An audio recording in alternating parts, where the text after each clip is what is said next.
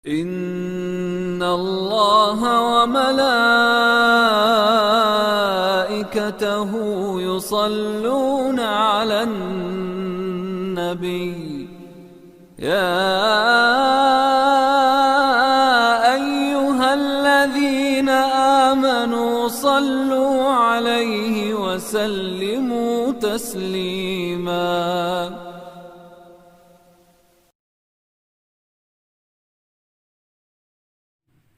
Bismillahirrahmanirrahim. Assalamualaikum warahmatullahi wabarakatuh. Waalaikumsalam.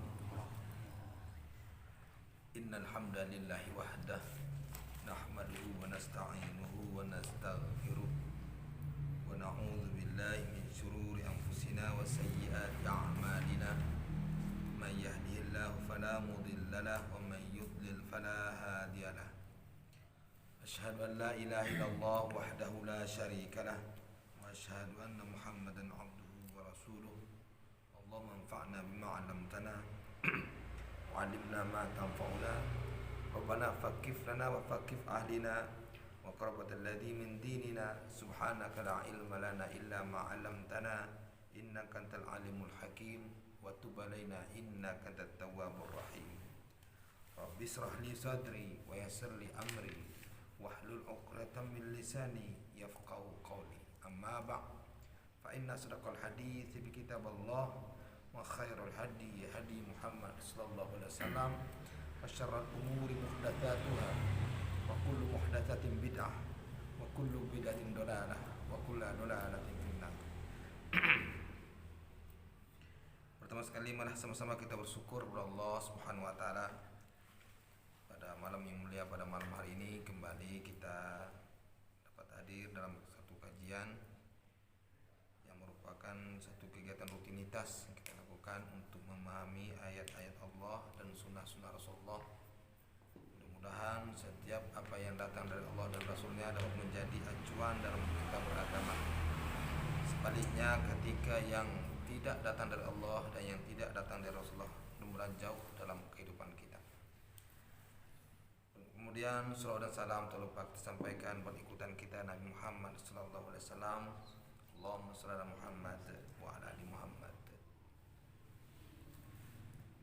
Kaum muslimin, kaum muslimat, hadirin wa hadirat rahimani wa iyyakum ajmain. Secara umum Islam terbagi kepada 3 kelompok. Kelompok besar yang wajib dikaji oleh umat Islam. Yang pertama ada itu akidah, yang kedua ibadah, dan yang ketiga hukum-hukum atau fikih. Akidah memiliki banyak pula kelompok-kelompoknya yang merupakan dasar dari setiap ibadah yang kita lakukan. Kemudian ada lagi ibadah yang memiliki banyak-banyak kelompok. Ada ibadah mawaris, ibadah mahdhah, ada ibadah munakahat, ada lagi hukum-hukum dalam konteks fikih. Pada malam hari ini, sesuai dengan kondisi kita, anggota pengajian banyak dari kalangan pemuda. Pada malam ini sedikit kita akan membuka kajian kita tentang fikih munakahat atau fikih pernikahan. Kebanyakan orang tahu tentang nikah ketika mereka telah berkeluarga. Maka banyak manusia yang sudah melakukan pernikahan, dia tidak memiliki ilmu tentang nikah. Syukur pada malam hari ini, pada kesempatan ini kita bisa mengkaji agama kita, agar ketika terjadi pernikahan pada kita sangat mudah dan kita tak paham dengan apa yang kita lakukan. Yang pertama yang perlu kita ketahui, nikah secara bahasa berarti adamu wal lahmu, adamu wal jammu, adamu wal jammu, mengumpulkan. Itu yang disebut dalam konteks bahasa. Kemudian dalam hal istilah, pernikahan atau nikah memiliki 2 makna. Yang pertama akad nikah, yang kedua hubungan badan. Ada sahabat yang bertanya kepada Nabi sallallahu alaihi wasallam, apa yang boleh dilakukan oleh seseorang ketika istrinya sedang haid? Maka beliau menjawab, if'alu kulla syai' illa nikah. Lakukan segala sesuatu kecuali nikah. Maka nikah di sini adalah melakukan hubungan badan. Maka orang ketika istrinya sedang haid, maka dia tidak boleh melakukan hubungan badan. Dan ini sudah mulai dijauhkan dalam kajian-kajian Islam, dan para ulama menganggap ini hal yang tidak perlu disampaikan. Maka banyak terjadi kesalahan dalam rumah tangga, terjadi keretakan dalam rumah tangga karena tidak paham tentang hal-hal tersebut. Pada malam hari ini sedikit kita akan membahas dua hadis tentang pernikahan. Yang pertama hadis dari Abdullah ibn Mas'ud.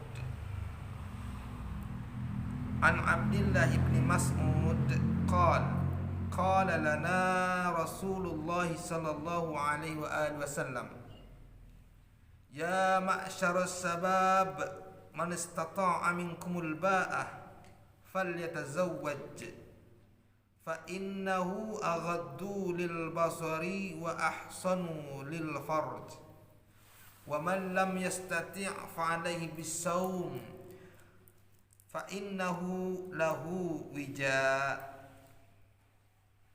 Wahai para pemuda, siapa yang sudah mampu ba'ah, maka hendaklah ia menikah.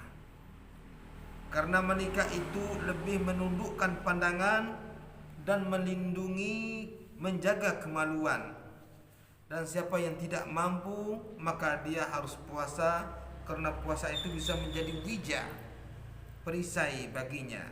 Wija artinya kasrus syahwat, yaitu bisa menurunkan subhat, bisa menurunkan syahwat. Hadis ini memiliki beberapa catatan. Yang pertama ada al-ba'ah, sebagaimana hadis dijelaskan tadi, ya ma'syaras sabab man istata'a minkum, ya ma'syaras sabab man istata'a minkumul ba'ah. Ba'ah, ulama berbeda pendapat tentang ba'ah ini. Pendapat pertama, dijelaskan hadis tadi, wahai pemuda, barang siapa yang sudah mampu untuk ba'ah, maka ba'ah menurut pendapat pertama, pemuda yang mampu melakukan hubungan badan. Wahai para pemuda, siapa yang mampu melakukan hubungan badan, maka hendaklah ia menikah. Ini pendapat pertama tentang ba'ah.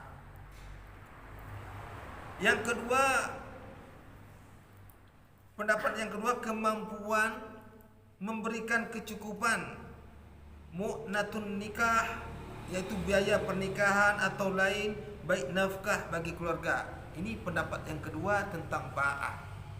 Maka dalam hadis ini dijelaskan, ya ma'syaras sabab man istata'a minkumul ba'ah, maka ba'ah menurut pendapat yang kedua adalah kemampuan untuk memberikan kecukupan di dalam pernikahan tadi.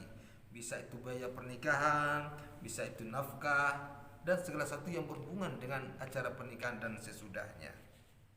Dan pendapat yang kedua, ternyata ini yang lebih kuat dengan beberapa alasan. Jadi ba'ah di sini, maka pendapat yang paling kuat adalah bahwa orang yang mampu memiliki kemampuan dengan nafkah, ini yang lebih pas. Dengan alasan pertama, sasaran dari hadis ini adalah as-sabab, yaitu pemuda. Jadi pemuda mesti punya kemampuan dalam hal nafkah, dan dia sudah pasti memiliki kemampuan dalam melakukan hubungan badan. Itu alasan pertama. Yang kedua, Nabi menyarankan bagi yang tidak mampu, hendaklah dia berpuasa. Fungsi puasa untuk menurunkan potensi syahwat. Nah, ini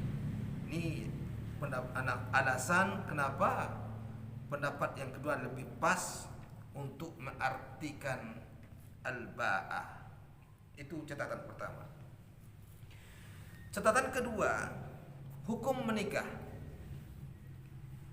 Satu, hukum asal menikah adalah wajib. Hukum asal. Nah, coba catat para generasi muda.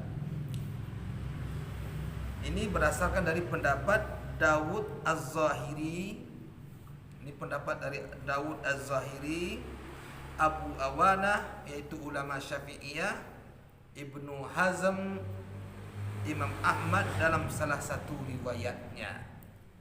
Dalilnya pertama surah An-Nisa ayat 3. Fankihu ma tabalakum minan nisa. Fankihu ma tabalakum minan nisa. Nikailah siapa yang engkau cintai dari wanita. Itu dasarnya bahwa hukum menikah itu wajib. Yang kedua, hadis yang pertama yang kita bacakan tadi, ya ma'syarus syabab, maka hukum asal dari pernikahan adalah wajib. Itu pertama. Yang kedua, hukum asal menikah anjuran. Ini dari jumhur ulama. Arti jumhur ulama kesepakatan dari banyak ulama.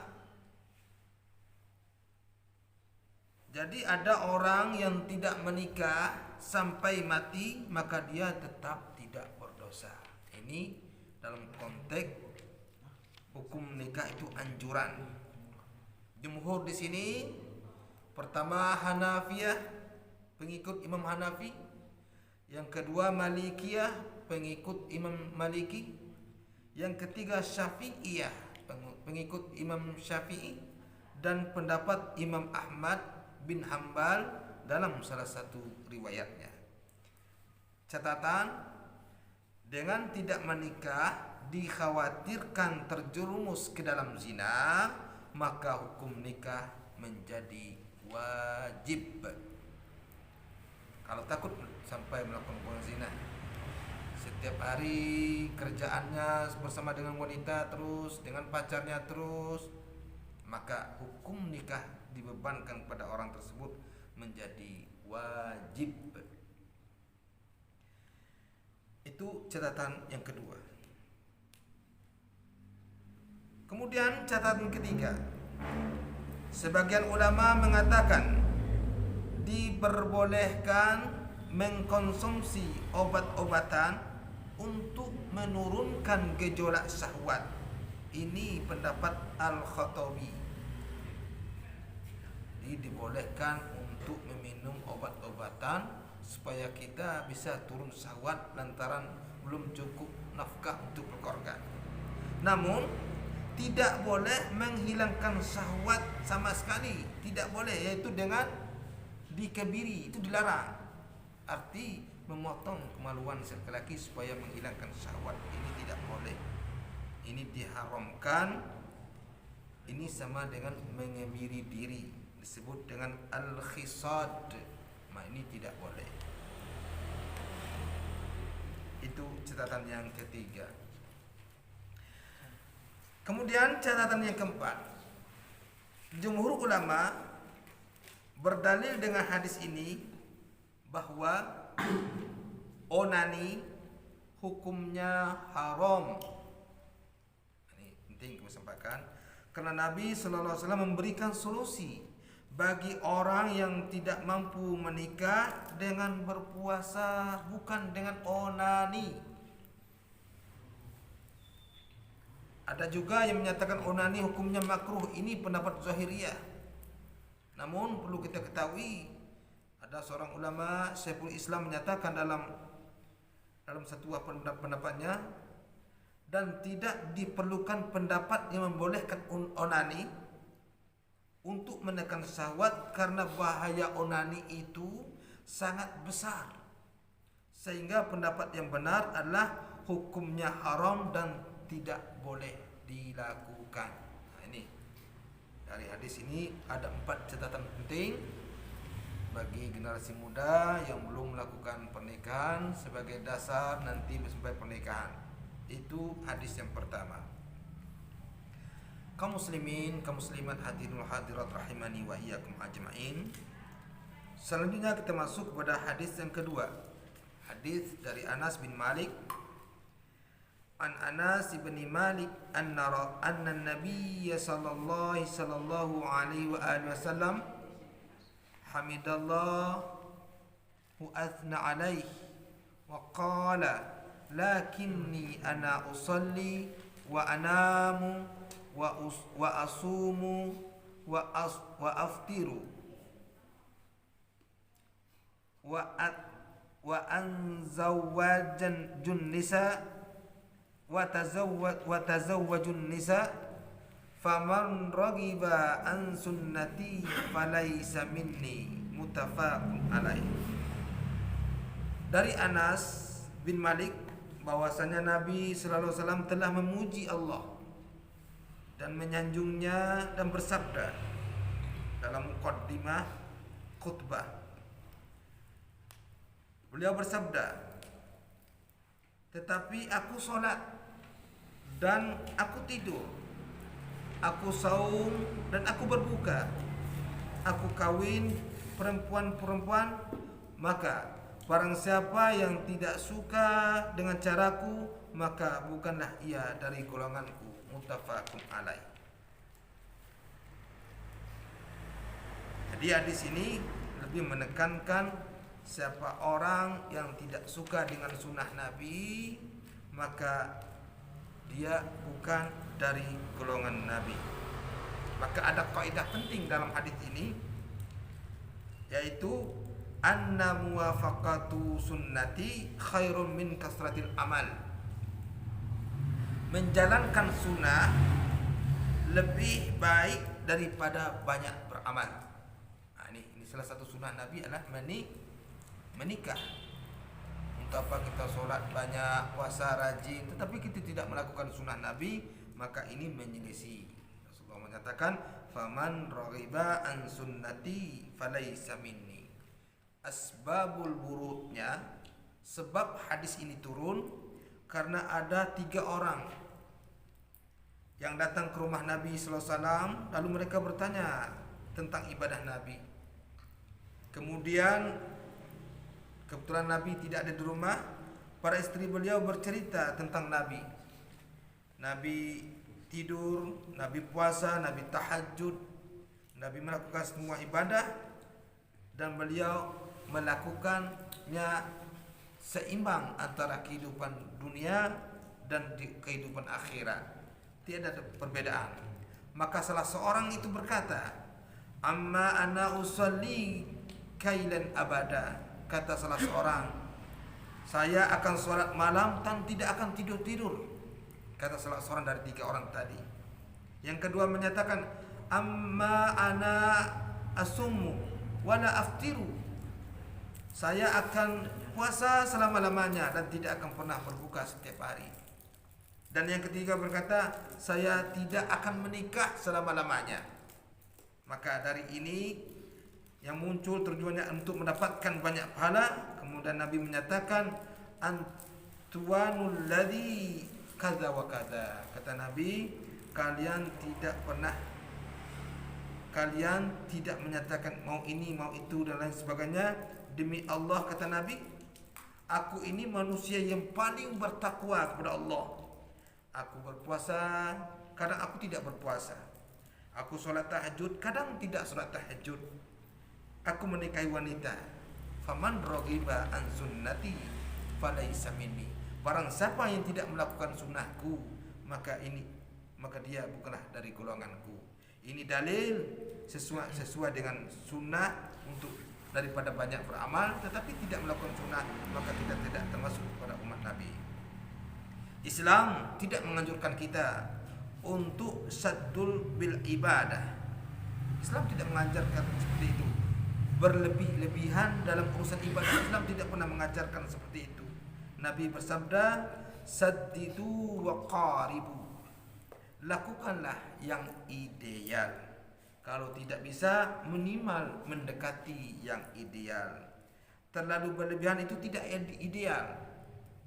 Semalam suntuk kita sibuk dengan solat tahajud, puasa setiap hari, maka ini tidaklah ideal. Tidak pernah Nabi mengajarkan seperti ini. Atau ada orang yang meremehkan sehingga tidak pernah puasa, tidak pernah solat, tidak pernah tahajud, tidak pernah puasa sunnah. Maka kalau kita tidak bisa untuk melakukan satu ketaatan, minimal mendekati yang ideal, mengikuti sunnah. Kalau kita tidak sanggup puasa Senin Kamis dalam satu bulan, minimal kita melakukan puasa 1 bulan 3 kali yaumul beda. Qiyamul lail kita kurang, tidak bisa, paling tidak kita rajin untuk melakukan baca Quran, tahajud. Kalau kita tidak sanggup, bisa kita lakukan dengan witir. Rasulullah bersabda, wa inna ahabbal amali ilallahi adwa hawa muqalla. Amal yang paling dicintai oleh Allah, amal yang istiqomah meskipun sedikit. Tidak perlu banyak beramal, sedikit tapi istiqomah. Bukan yang penting banyak, tapi yang penting ideal. Kalau salat subuh kita tidak bisa baca surah Al-Baqarah secara keseluruhan, minimal kita baca surah yang agak panjang seperti An-Naba, An-Najm, atau Al-A'la yang paling kita bisa, dan makmum pun bisa. Jangan gara-gara salat subuh ada keringanan kalau kita tidak sanggup baca yang panjang-panjang surah subuh, kita baca surah An-Nas. Ini menyelisihi apa yang diajarkan oleh Rasulullah. Ini 2 hadis tentang pernikahan sebagai kajian kita pada malam hari ini, untuk mendapatkan penjabaran pada ada yang ingin bertanya kembali.